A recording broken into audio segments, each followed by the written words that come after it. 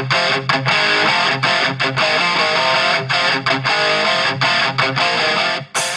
penonton Motoresto yang berada di seluruh penjuru dunia, kembali lagi bersama kami. Ya, kami lagi.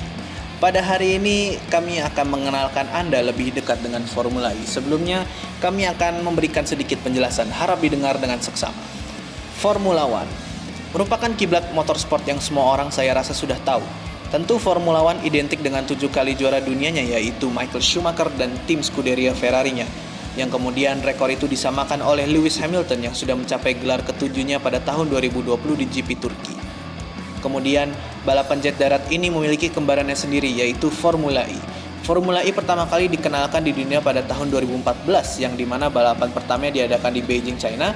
Formula E sendiri sudah memasuki Gen 2 dan akan memasuki Gen 3 pada musim depan. Tetapi pada video kali ini, kami akan membahas lebih detail mengenai perbedaan Formula One dan Formula E.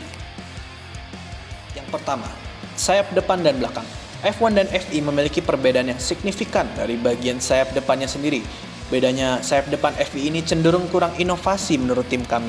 Tapi kami yakin FIA memiliki alasan tersendiri untuk hal ini. Bedanya dengan F1, sayap depan cenderung memiliki hidung yang berbeda-beda. Ada yang ujungnya bulat, runcing, kurus, dan lainnya. Sayap belakang F1 sendiri, semua tim F1 memiliki inovasinya masing-masing.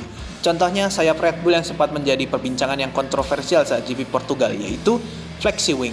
Dan F1 sendiri juga memiliki DRS atau bisa dipanjangkan sebagai Drag Reduction System, alat yang digunakan untuk mengurangi serta menambah kecepatan pada mobil F1. DRS sendiri dikenalkan di F1 pada tahun 2011, sedangkan FI tidak memiliki DRS sama sekali, namun mereka memiliki Attack Mode yang dimana Attack Mode ini menambah power mobil Formula E untuk melakukan aksi yang banyak overtake di track. Pit Stop Formula E. Regulasi pada Formula E menyebut selama balapan pembalap hanya boleh memasuki area pit stop 1 kali saja untuk mengganti mobil saat baterai sudah habis. Namun, ini hanya diterapkan pada mobil Gen 1 saja. Setelah Gen 2 meluncur, pit stop hanya boleh dilakukan saat adanya bagian mobil yang rusak saja seperti front wing yang patah saat race, ban yang pecah akibat bentrok antara mobil atau terkena debris di lintasan. Jadi, selama balapan berlangsung, konstruktor dan para mekaniknya dilarang mengisi ulang daya baterai, juga mengganti ban atau komponen lain saat kondisinya rusak. Selain itu, jumlah mekaniknya juga terbilang sedikit, hanya sekitar 2 orang untuk membantu pembalap pindah mobil. Beda dengan Formula One yang jika ingin melakukan pit stop maka harus ada yang namanya pit window. Namun, jika terjadi kerusakan pada sayap depan atau ban, maka driver bisa melakukan pit stop, namun strategi akan berubah 180 derajat dan ini akan memberikan impact yang cukup besar kepada pembalap. Untuk mengganti komponen mobil termasuk ganti ban, wing, dan isi bahan bakar. Namun tidak diizinkan untuk ganti mobil. Sedangkan kalau membandingkan jumlah mekaniknya, pit stop Formula One bisa diisi sampai 20 orang untuk memperbaiki kerusakan mobil.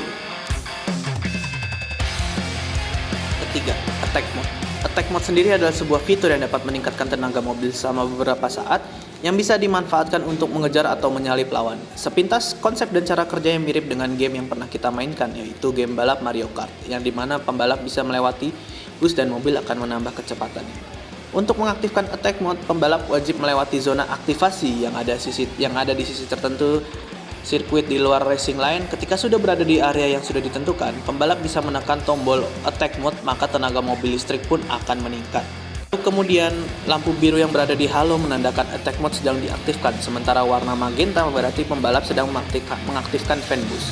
Ada keadaan tertentu di mana Attack Mode dilarang digunakan, yakni saat marshal mengibarkan bendera kuning atau munculnya safety car.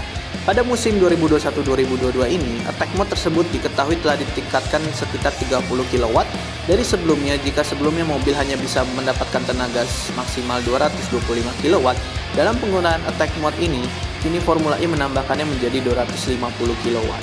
Mungkin ini saja untuk perbedaan antara Formula One dan Formula E. Saya harap para masyarakat bisa menerima perbedaan ini dengan lapang dada.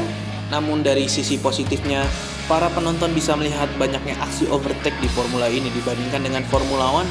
Dengan minimnya overtake akan sedikit membuat race bosan. Tapi jika Anda menonton Formula E, saya jamin Anda tidak akan bosan karena banyaknya aksi overtake.